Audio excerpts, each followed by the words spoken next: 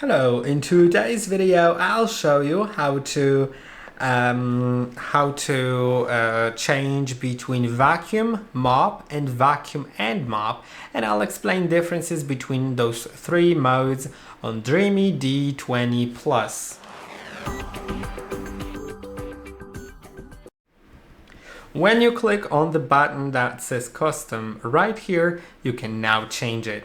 You can set vacuum, which means it will only vacuum without mopping. And you can set it to set the suction power to quiet, standard, intense or max. You can also enable max suction power, which means it's going to be even higher, and it will be the maximum possible for deepest cleaning. You can also change the route. You can see the quick one doesn't clean along the edges, and the standard cleans in that path, this like zigzag, and then there is the edges as well, so it cleans more precisely, but the quick one will be quicker. Now in mop, you can change the mop wetness. You can change them to mop mode.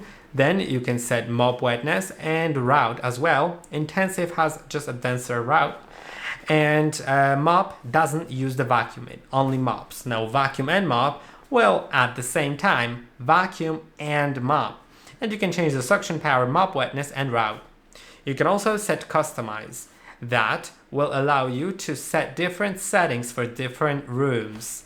I can, for example, set the living room to vacuum and mop, standard suction power, mop wetness 20, and one cycle, which means it will only do it once. It will only clean the living room once. And then kitchen, I have set to vacuum only, intense suction power, and 2 cleaning cycles.